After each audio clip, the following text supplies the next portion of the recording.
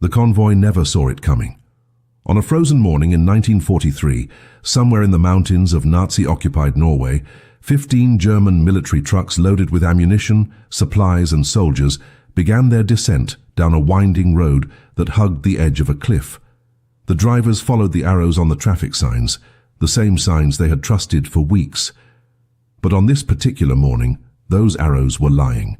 One by one, the trucks turned exactly where the signs told them to turn, and one by one, they sailed off the edge of a 200-foot drop into a ravine filled with jagged rocks and frozen water. The screams were swallowed by the wind. The explosions echoed through the valley. And the person responsible for this devastation was not a commando, not a spy, not a hardened resistance fighter. He was a 15-year-old Boy Scout. This is the story they buried in the footnotes of World War II.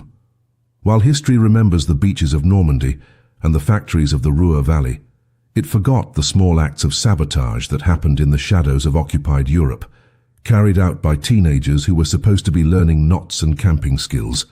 The name of this boy has been lost to time, scrubbed from official records by a combination of Nazi retaliation fears and post-war embarrassment.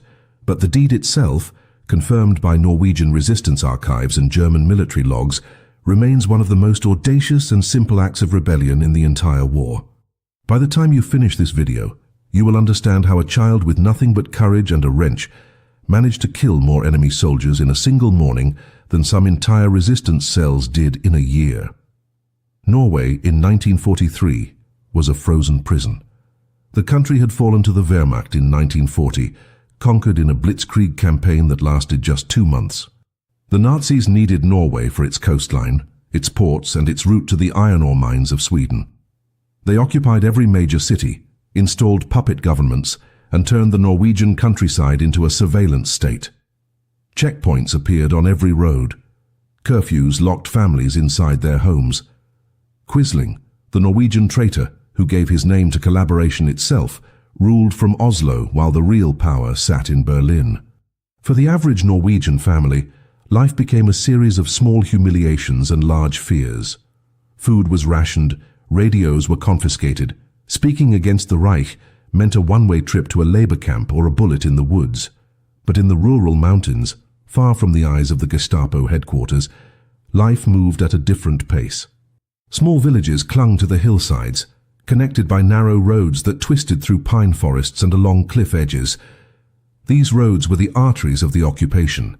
Every day, German convoys moved supplies from the coast to the interior, feeding the machine of control. The locals watched these convoys pass with silent hatred, but what could they do? The soldiers had machine guns. The villagers had farming tools. Resistance seemed impossible. That is what made the Boy Scouts so dangerous.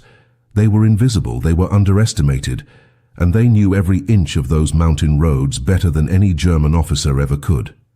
The boy in this story lived in one of those villages, a cluster of wooden houses that probably held fewer than 200 people. His father worked in the local mill. His mother tended a small garden that barely produced enough to survive the rationing. Before the war, he had been a member of the local scout troop, spending weekends hiking the trails and learning wilderness survival. When the Germans arrived, the scout troops were officially disbanded. The Nazis feared any organization that taught young people independence and resourcefulness.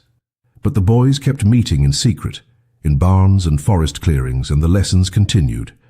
They learned to move without sound. They learned to read the land. And most importantly, they learned that the Germans, for all their efficiency and brutality, were strangers in these mountains.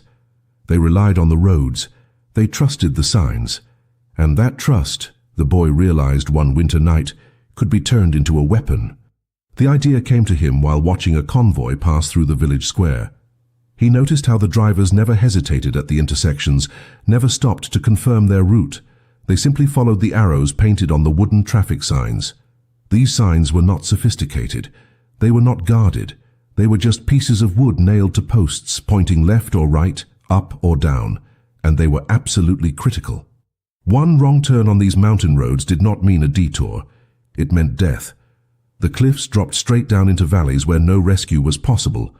The boy understood that if he could change just one sign, at just the right intersection, he could send an entire convoy to its doom. The risk was enormous. If he was caught, the Germans would not just kill him, they would execute his entire family as a warning. But the opportunity was perfect. And the anger burning inside him, the anger of watching his country suffer under the boot of the Reich, was stronger than his fear. The plan formed slowly over several weeks as winter deepened and the convoys kept rolling. The boy began to study the German routes with the focus of a general planning a campaign. He would wake before dawn and position himself in the forest overlooking the main road, hidden among the pines, watching which convoys traveled at what times. He noticed patterns. The supply trucks always moved on Tuesday and Thursday mornings. They traveled in groups of 10 to 20 vehicles. They moved fast, trying to cover as much distance as possible before nightfall made the mountain roads even more treacherous. Most importantly, he identified the critical intersection, a fork in the road about 5 miles outside his village, where one path continued safely along the ridge and the other curved sharply toward what the locals called Devil's Drop, a cliff that fell 200 feet straight down into a gorge filled with rocks and ice. The Germans always took the safe route. The sign at that intersection pointed them away from danger. But that sign was just wood and nails, and the boy had both a wrench and a death wish for the occupiers. The risk was not just in changing the sign, the risk was in everything that surrounded it. The Germans patrolled these roads constantly. They had watchtowers at strategic points. They employed local informants who would sell out their neighbors for an extra ration of bread. If anyone saw the boy tampering with the sign, if anyone reported unusual activity near that intersection, the Gestapo would descend on the village like wolves. They would line up every male over the age of 12 and start shooting until someone confessed. That was their method. That was how they maintained control. Fear was their currency, and they spent it generously. But the boy also understood something the Germans did not. He knew that the forest belonged to him, not to them. He had spent years hiking these trails, learning which paths were visible from the road and which were hidden. He knew where the patrols walked and when they changed shifts. He knew that on certain nights, when the wind howled down from the peaks, even the most dedicated sentry would retreat into the warmth of a guard shack rather than freeze in the open. Those nights were his window. He chose a night in late January, when the temperature dropped below zero and a storm rolled in from the north. The wind screamed through the trees, bending them nearly double. Snow fell so thick that visibility dropped to almost nothing. It was the kind of night when even the Germans stayed inside, when the patrols were cancelled and the guard towers stood empty. The boy told his parents he was going to bed early, then slipped out through his bedroom window with a rucksack containing a wrench, a small lantern, and a knife. He moved through the village like a ghost, staying in the shadows, avoiding the main street where German soldiers sometimes gathered. Once he reached the tree line, he felt safer. The forest swallowed him. The storm covered his tracks as fast as he made them. He moved quickly but carefully, following a route he had memorized during his weeks of observation. The intersection was 3 miles away through dense woods. In good weather, the hike took 45 minutes. In this storm, it took him nearly 2 hours. When he finally reached the intersection, the wind was so loud he could barely hear his own breathing. The sign stood at the fork in the road, a simple wooden post with 2 arrows, one pointing left toward safety and one pointing right toward the cliff. Both arrows were covered in snow and ice. The boy pulled out his wrench and began working on the bolts that held the sign to the post. His hands were numb within minutes. The metal was frozen.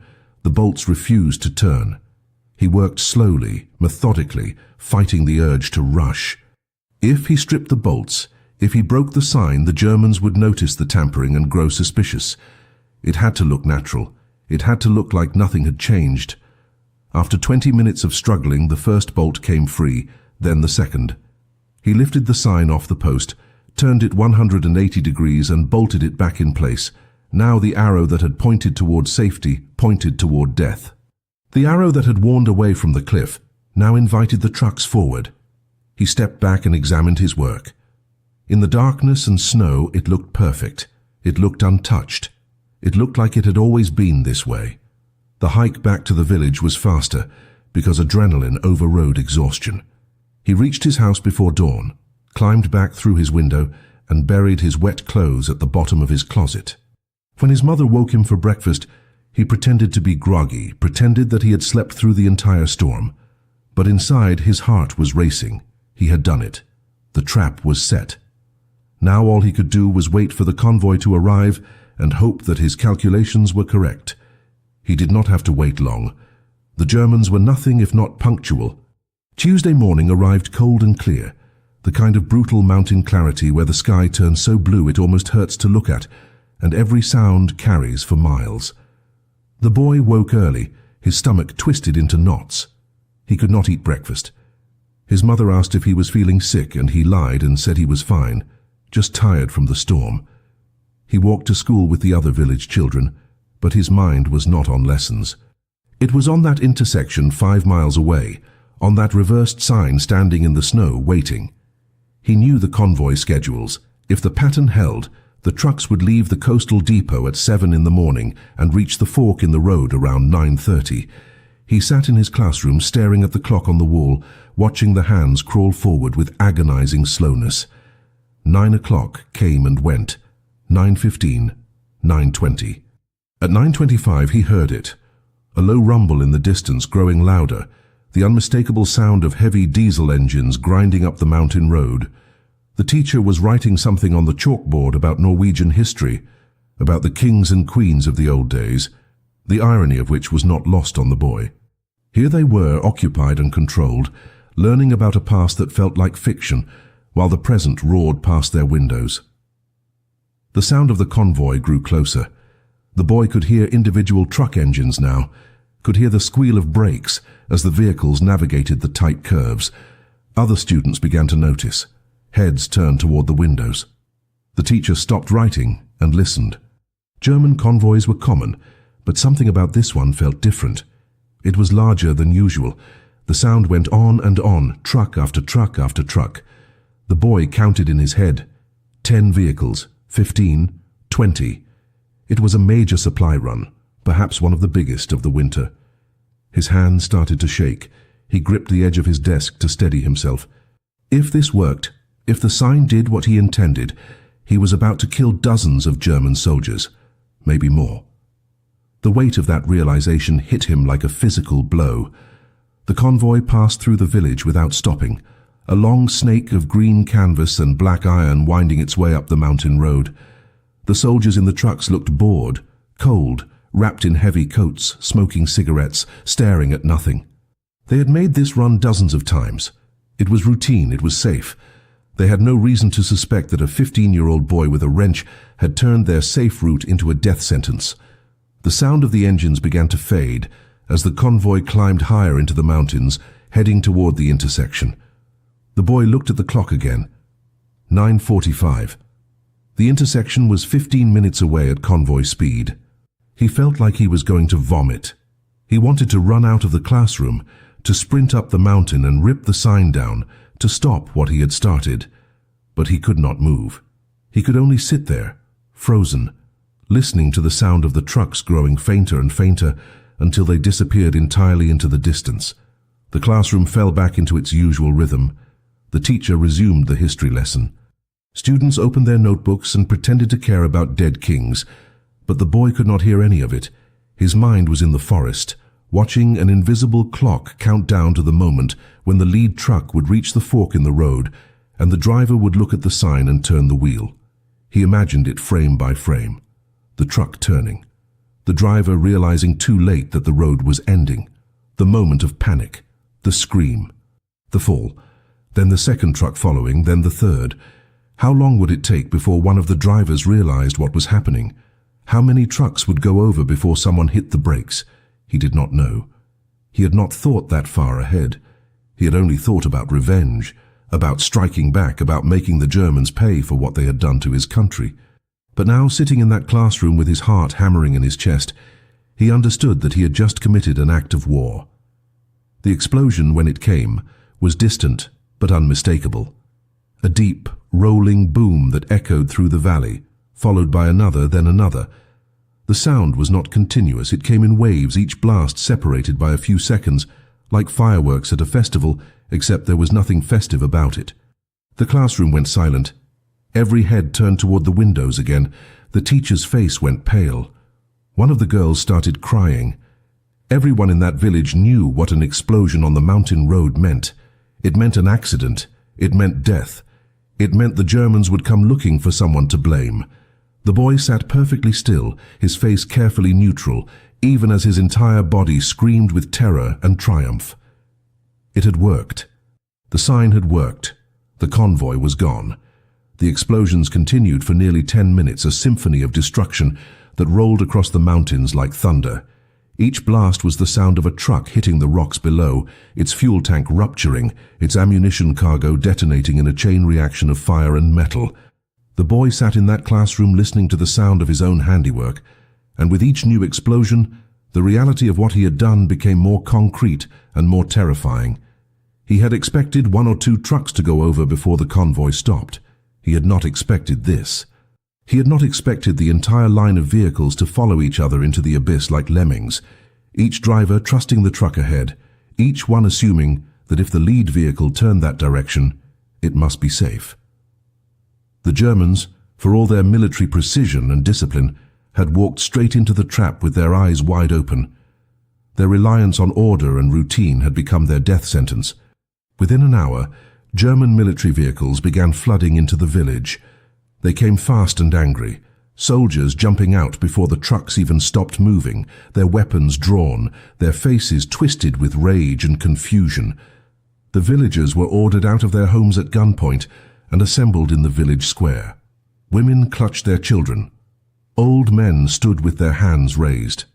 The boy stood with his classmates, trying to look as frightened and confused as everyone else, which was not difficult because he was genuinely terrified.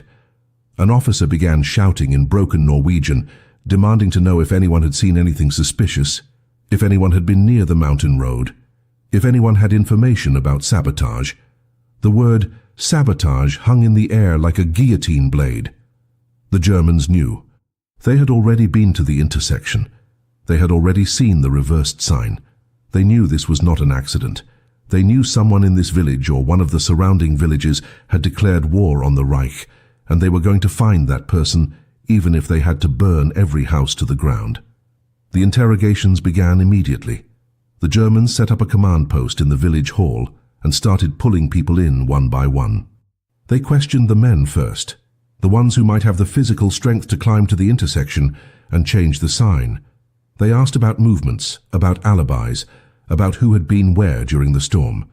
They brought in dogs to search for tracks leading from the village to the forest. They examined boots for mud and clothing for tears.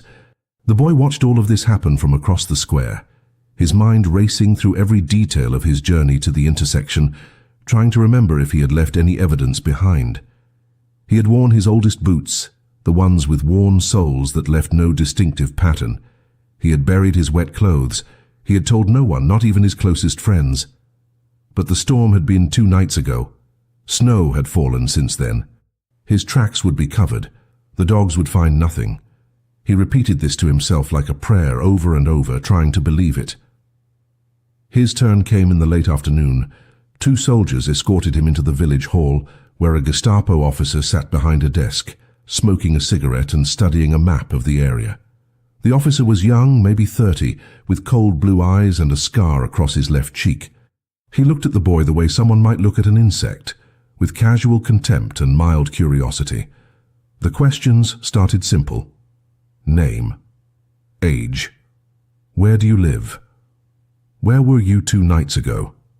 The boy answered in a quiet voice, keeping his story simple and boring. He had been home. He had gone to bed early because of the storm. His parents could confirm this. The officer wrote nothing down. He just watched the boy's face, looking for the telltale signs of lying. The dart of the eyes, the sweat on the forehead, the tremor in the hands. But the boy had trained for this without knowing it. Years of hiding in the forest, years of watching animals and learning to move without disturbing them, had taught him patience and control. He met the officer's gaze without flinching. He kept his breathing steady. He became boring. After 15 minutes of questioning, the officer waved him away with disgust. The boy was just another peasant child, too young and too stupid to pull off something this sophisticated. The Gestapo was looking for an adult, probably someone with military training. maybe a former Norwegian soldier or a resistance operative who had infiltrated the area. A 15-year-old scout was beneath suspicion. The boy walked out of the village hall on shaking legs, past the other villagers still waiting to be questioned, and headed home. He did not run. He did not look back. He simply walked, one foot in front of the other, until he reached his house and closed the door behind him. Only then, alone in his room, did he allow himself to breathe. He had survived the first test, but he knew the Germans would not stop. They would keep searching. They would keep questioning. And sooner or later, someone might remember seeing something, might put pieces together, might point a finger in his direction. He had won the battle, but the war for his own survival had just begun. The German investigation consumed the village for 3 full days. Soldiers went door to door, searching attics and cellars, looking for evidence of resistance activity. They confiscated tools that could have been used to remove the sign, wrenches and hammers and anything metal. They photographed the boots of every male in the village, creating a catalogue of sole patterns to compare against any tracks they might find. They brought in engineers to examine the reversed sign itself, checking for fingerprints, for tool marks, for any microscopic clue that might lead them to the saboteur. But the storm had done its work too well. The snow and ice had scrubbed the sign clean. The tracks leading to and from the intersection had been buried under 2 feet of fresh powder. The Germans had a crime scene. They had bodies being pulled from the ravine. They had twisted metal and burned cargo scattered across the rocks, but they had no suspects. The frustration was visible on their faces, a simmering rage that threatened to boil over into indiscriminate violence at any moment. On the 4th day, the executions began. The Germans decided that if they could not find the guilty party, they would punish the community as a whole. They selected 10 men at random from the village and the surrounding farms, lined them up against the wall of the church, and shot them in front of the entire population. The message was clear. This is the price of resistance. This is what happens when you strike at the Reich. The boy watched it happen from the crowd, forced to stand there with everyone else, forced to witness the consequences of his action. He recognized some of the men. One had been his teacher before the war. Another had worked alongside his father at the mill. They died for something they did not do, their blood staining the snow in front of the church. And the boy had to stand there with a neutral expression, had to watch without crying, without screaming, without confessing. It was the hardest thing he had ever done, harder than changing the sign, harder than the interrogation. Because now he understood the full weight of resistance. It was not just about killing the enemy. It was about carrying the burden of collateral damage, about living with the knowledge that innocent people died because of choices you made. After the executions, the German presence in the village intensified rather than diminished. They established a permanent garrison, turning the village hall into a military outpost. Patrols increased. Curfews became stricter. The entire area was placed under martial law. Every resident was required to carry identity papers at all times. Random searches became daily occurrences. The boy's life shrank to a careful routine of school, home, and silence. He stopped going into the forest. He stopped meeting with the other former scouts. He became invisible, just another frightened teenager trying to survive the occupation. But at night, alone in his room, he listened to the whispers that spread through the village like wildfire. The numbers were coming in. The Germans had lost 23 trucks in the ravine. Over 70 soldiers had died in the initial fall and the subsequent explosions.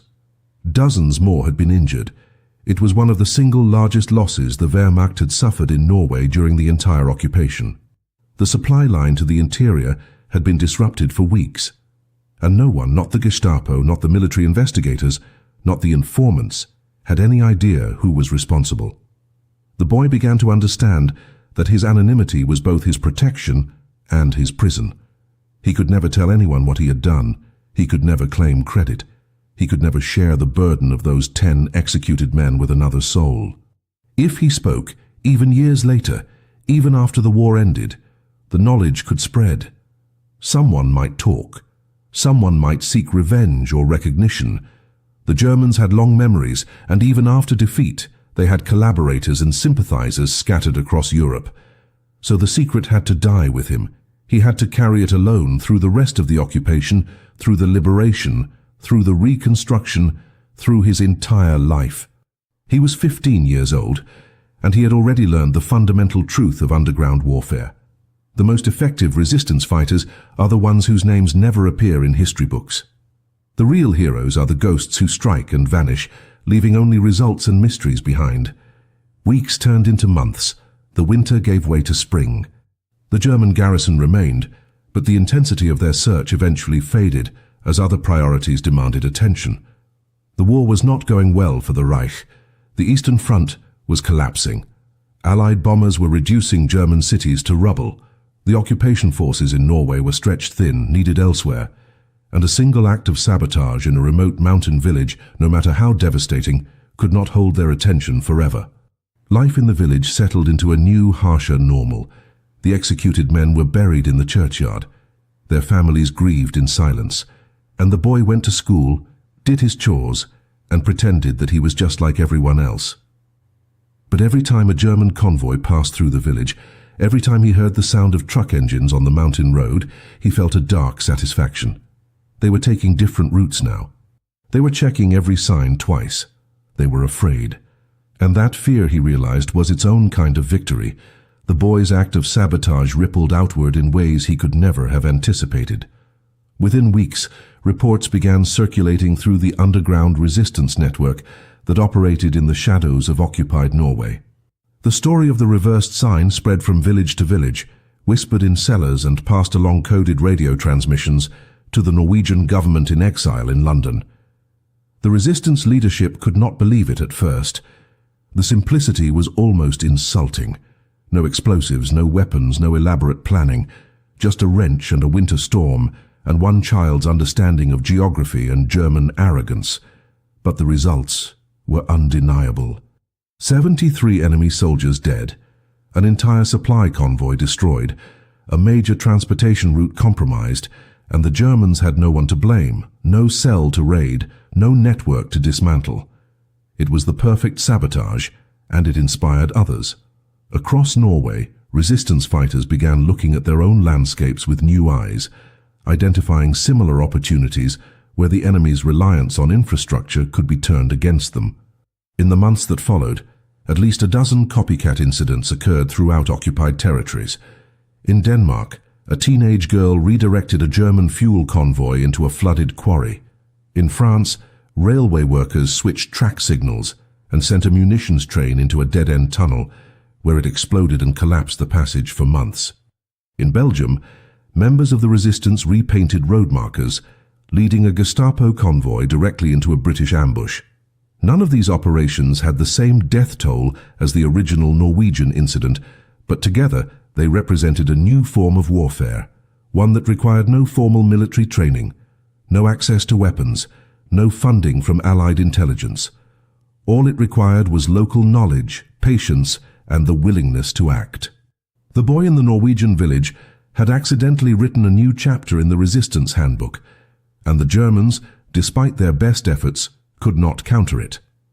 How do you guard every traffic sign? How do you verify every road marker in an occupied continent? The answer was you could not. The infrastructure they relied upon to control Europe had become a weapon aimed at their own throats. But while the resistance celebrated, the boy himself descended into a darkness he had not expected. The initial rush of victory faded quickly, replaced by something heavier and more complicated. He started having nightmares. In his dreams, he stood at the edge of the cliff, watching the trucks fall in slow motion, seeing the faces of the soldiers as they realized what was happening. Some of them looked terrified, some looked confused. Some looked exactly like the boys from his village, young men who had been drafted into a war they did not choose. He knew they were the enemy. He knew they were occupiers. He knew that every German soldier in Norway was complicit in the oppression of his people. But knowing something intellectually and living with the emotional weight of it were two different things. He had killed 73 people. He had watched 10 innocent men die because of what he did. He carried both victories and atrocities on his shoulders, and there was no one he could talk to about any of it. His behavior began to change in subtle ways that his parents noticed but could not explain. He became withdrawn, spending hours alone in his room or walking in the forest. He stopped smiling. He flinched at loud noises, When his mother asked what was wrong, he told her he was just tired of the occupation, tired of the Germans, tired of being afraid all the time. She believed him because that description fit every Norwegian teenager in 1943. What she did not see was that her son was suffering from something that would not have a name for decades, something that soldiers returning from Vietnam would eventually call post-traumatic stress. He had gone to war without leaving his village, and the war had followed him home, hiding in his thoughts, waiting for quiet moments to ambush him with memories of explosions and executions. He learned to function through it, learned to bury the trauma beneath layers of routine and normalcy, but it never truly went away. It became part of him, a shadow that followed him everywhere, the price of striking back at an enemy that seemed invincible. As 1943 turned into 1944, the war began to shift. The Allies landed in Normandy. The Soviet army pushed westward. The Reich, which had seemed eternal and unstoppable just 2 years earlier, started to crack. In Norway, the occupation forces grew nervous, more brutal in some ways, more desperate in others. They knew they were losing. They knew the end was coming. But they held on with savage determination, and the boy watched and waited, wondering if he would live to see liberation or if the Germans would kill him in some final spasm of violence before they retreated. He had survived this long by being invisible, by keeping his secret locked away, by appearing to be nothing more than a frightened teenager counting the days until freedom. But inside, where no one could see, he was still standing at that intersection in the snow, still turning that sign, still sending those trucks over the edge, over and over again, forever. Liberation came to Norway in May of 1945, not with a dramatic battle but with a quiet collapse. The German forces, cut off from Berlin and surrounded by Allied advances on all fronts, simply surrendered.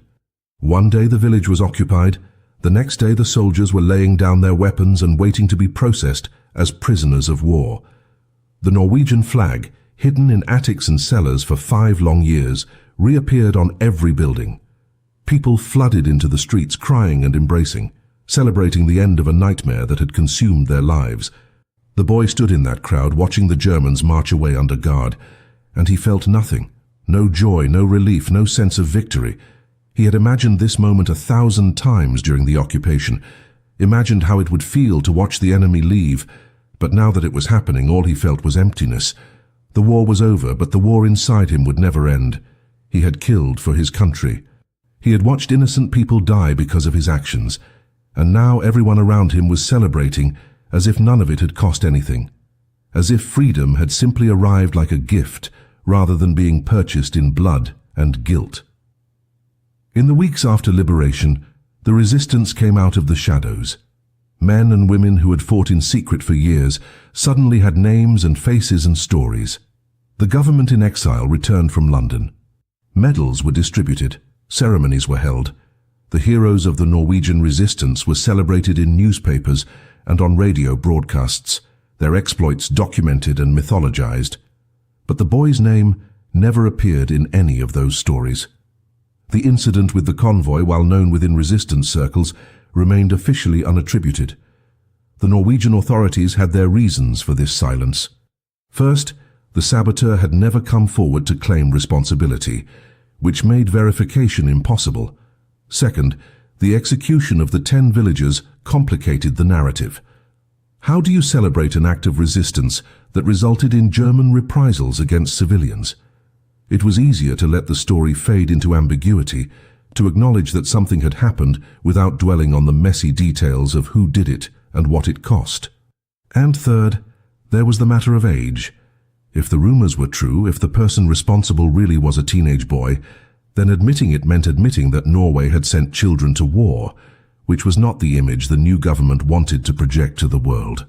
The boy himself had no interest in coming forward.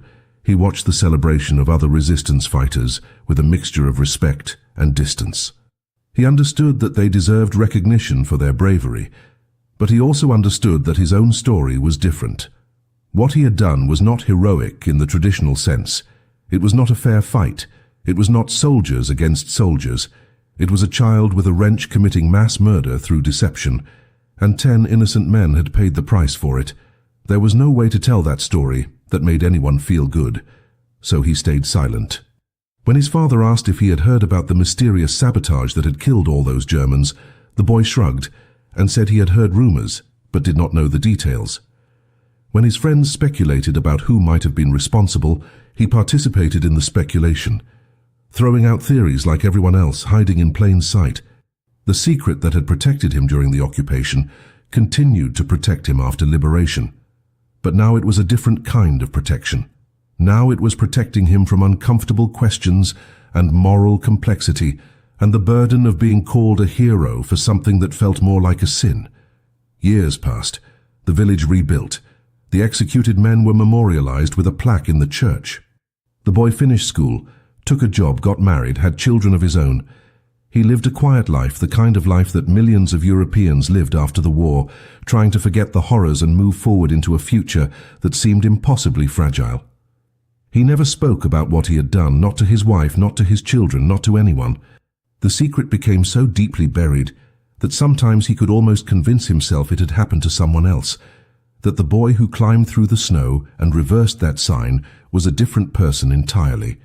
But every year on the anniversary of that January morning, he would wake from the same nightmare, the sound of trucks falling and exploding echoing through his mind, and he would know that the past was not past, that it was still there, waiting, patient as a predator.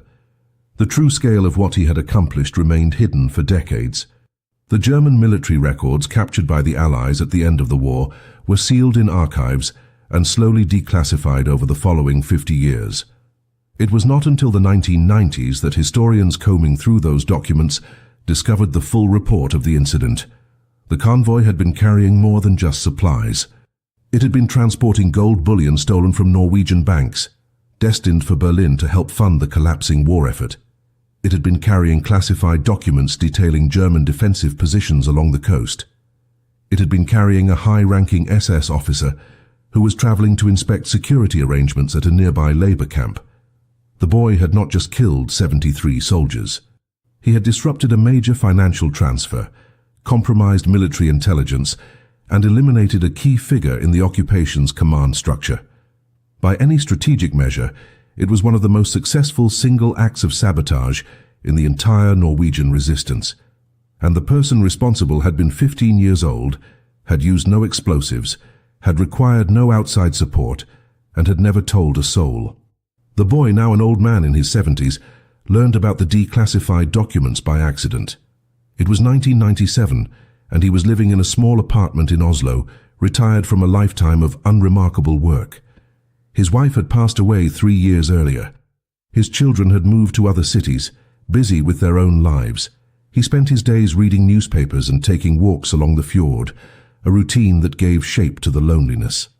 One afternoon, while browsing a bookstore, he came across a new history of the Norwegian resistance. Thick and heavily footnoted, the kind of academic work that most people would find dry. But something on the back cover caught his eye. A brief mention of unresolved sabotage incidents, including a mysterious convoy disaster in 1943. He bought the book and took it home, his hands trembling slightly as he turned the pages. When he reached the chapter about his village, about that January morning, he had to sit down. The historians had pieced together more than he ever knew. They had the German after-action reports, they had casualty lists, they had descriptions of the cargo. They had even interviewed some of the surviving German soldiers decades later, men who had been in vehicles further back in the convoy and had watched the trucks ahead disappear over the cliff. The book called it one of the great mysteries of the occupation. Who had done it? The authors had theories. Maybe it was a team of British commandos. Maybe it was a sleeper agent from the Soviet intelligence network. Maybe it was a coordinated resistance cell that had been wiped out in the subsequent German crackdown, their identities lost forever. The possibility that it might have been a single teenager acting alone did not even appear in the speculation. It was too improbable, too simple. The authors spent pages analyzing the strategic implications, praising the unknown saboteur's understanding of German logistics and psychology, building up a phantom operative who existed only in their imaginations. The old man read it all with a strange mixture of pride and sadness. They had gotten the facts right, but the story completely wrong. There had been no commandos, no spy networks, no master plan. There had only been a frightened boy with a wrench and a desire to hurt the people who had hurt his country. Everything else, all the strategic brilliance they attributed to the act, had been luck and geography and German overconfidence. He considered for the first time in 50 years telling someone the truth. He could write a letter to the historians. He could contact the Norwegian Resistance Museum. He could finally step out of the shadows and claim his place in history. But every time he reached for a pen, he stopped. What would be the point? The war had been over for half a century. Most of the people who had lived through it were dead. His story would be interesting for a few weeks, maybe generate some newspaper articles, maybe earn him an invitation to speak at a memorial service. But it would also reopen old wounds. The families of the 10 executed men still lived in that village. Their grandchildren played in the same streets where their ancestors had been shot. How would they feel learning that their relatives had died because of a teenager's act of sabotage? Would they understand? Would they forgive? Or would they hate him for staying silent all these years, for letting them believe their loved ones had been victims of random German brutality rather than calculated reprisal? He could not predict their reaction, and the uncertainty kept him silent. There was also the matter of the German soldiers. 73 men had died that morning, and while they had been the enemy, while they had been part of an occupying force that committed atrocities across Europe, they had also been human beings. Some of them had probably been Nazis, true believers in the Reich's twisted ideology, but others had probably been conscripts, farm boys and factory workers who had been drafted and sent to Norway against their will. The old man had spent decades trying not to think about this distinction, trying to maintain the clear moral line that had justified his action as a boy. But the older he got, the more that line blurred. He had killed people. The fact that it was war, the fact that they were occupiers, the fact that his country had been suffering under their rule, none of that changed the fundamental reality. He had taken lives, many lives, and some of those lives had probably belonged to people who were not that different from him, young men who had found themselves on the wrong side of history through no fault of their own. The book sat on his shelf for months, a physical reminder of the choice he faced. Tell the truth and become a footnote in history, or take the secret to his grave and let the mystery remain unsolved. In the end, the decision was made for him by his failing health. He suffered a stroke in the winter of 1998, a major one that left him partially paralyzed and struggling to speak.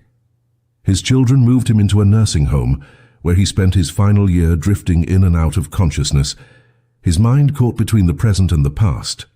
Sometimes he thought he was 15 again, climbing through the snow with a wrench in his backpack. Sometimes he thought he was in the classroom, listening to the explosions echo across the valley. And sometimes, in his clearest moments, he understood that he was an old man dying with a secret that would die with him, and that perhaps that was how it should be. Not every hero needs recognition. Not every act of war needs to be celebrated.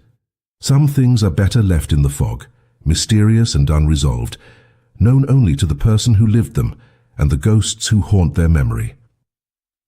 The old man died in March of 1999, alone in his nursing home room on a rainy afternoon. His children arrived too late, caught in traffic, and by the time they reached his bedside, he was already gone.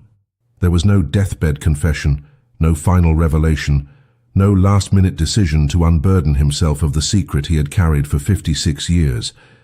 He simply stopped breathing, and the truth went with him.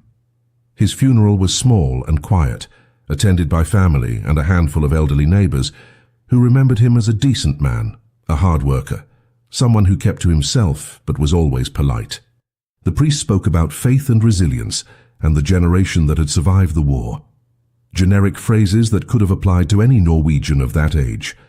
No one mentioned resistance. No one mentioned heroism. No one had any idea that they were burying one of the most effective saboteurs in Norwegian history. He was cremated, and his ashes were scattered in the fjord, dissolving into the same cold water that had reflected the smoke from burning German trucks 56 years earlier. His children, while going through his belongings, found the book about the resistance sitting on his shelf. They flipped through it, noticed that he had dog-eared certain pages, underlined certain passages, all relating to the Convoy incident near their father's childhood village. They found this curious but not extraordinary. Many people who had lived through the occupation were interested in resistance history. It was natural that their father would want to read about events that had happened near his home. They donated the book to a local library, along with the rest of his collection, and thought nothing more of it. The secret, so carefully guarded, nearly survived intact. But secrets have a strange way of leaking, even after death, especially when they involve documentation. The old man had kept something that his children did not find, something he had hidden years earlier, in a place he thought was safe, but which he had forgotten in the fog of his declining mind. In 2003, 4 years after his death, the apartment building where he had lived for 30 years was demolished to make way for new construction. During the demolition, workers tearing out the old radiators in what had been his unit found a small metal box wedged behind the heating pipes, covered in rust and dust. Inside the box was a diary, handwritten in Norwegian, dated 1943. The construction foreman, thinking it might be historically significant, turned it over to the Oslo Museum of Cultural History rather than throwing it away with the rest of the debris. The museum catalogued it and filed it away, one more artifact among thousands, where it sat unread for another 6 years. It was not until 2009, when a graduate student researching daily life during the occupation requested access to personal documents from that period, that anyone actually opened the diary and read what was inside. The entries were sparse, just a few sentences here and there, the writing of a teenager who was not naturally inclined toward journaling. Most of it was mundane, complaints about the cold, descriptions of rationing, observations about German patrols. But then, dated January 19, 1943, there was an entry that made the graduate student's breath catch in her throat. The handwriting was shakier than the other entries, as if written by someone whose hands were trembling. It read in Norwegian, translated here to English. I did it last night. Changed the sign at the fork. The storm covered my tracks. No one saw me. This morning the convoy came. I heard the explosions from school. So many explosions. More than I thought. They are questioning everyone now. 10 men were shot today because of what I did. I do not know if I am a hero or a murderer. I do not know if God will forgive me. I do not know if I will ever sleep again without hearing those sounds. But they are dead. 73 of them are dead, and I am alive, and I will never tell. The graduate student brought the diary to her faculty advisor, who brought it to the museum director, who brought it to a panel of historians specializing in World War II and the Norwegian resistance. They examined the diary for authenticity, checking the paper, the ink, the handwriting consistency across all entries. They cross-referenced the dates and details with known historical events. They tracked down the old man's family and obtained DNA samples to compare against saliva residue on the diary's pages. Every test confirmed what the diary claimed. It was genuine. The mystery that had puzzled historians for 66 years had been solved by a forgotten journal hidden behind a radiator. The unknown saboteur finally had a name, an identity, a human face. The boy who had reversed the sign was real, and he had been exactly what the historians thought was impossible. A 15-year-old scout, acting entirely alone, driven by nothing more than anger and opportunity, and the kind of reckless courage that only comes from youth. The revelation of the diary created a firestorm in Norwegian historical circles and beyond. Within weeks, the story had spread from academic journals to international news outlets. Major newspapers in London, New York, Paris, and Berlin ran features about the Boy Scout who had single-handedly decimated a German convoy using nothing but a wrench and local knowledge. Documentary filmmakers began calling the museum, requesting access to the diary and permission to interview the man's surviving family.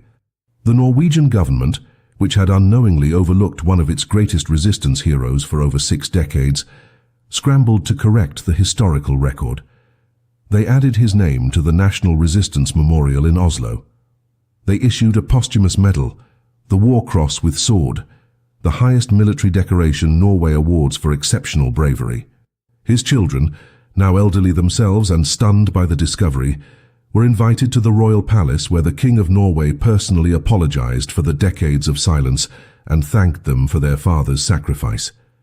It was a moment of national pride and collective guilt, a recognition that the most extraordinary acts of courage sometimes come from the most unlikely sources and are often hidden in plain sight for generations. But the story also reignited painful debates about the nature of resistance and the cost of fighting tyranny. The families of the 10 executed villagers, descendants now 3 generations removed from the events, had mixed reactions. Some expressed pride that their ancestors had unwittingly died as part of a successful military operation against the occupiers. Others expressed anger that they had spent their entire lives believing their relatives had been murdered for nothing, when in reality they had been killed in reprisal for an act of sabotage that had never been claimed or acknowledged.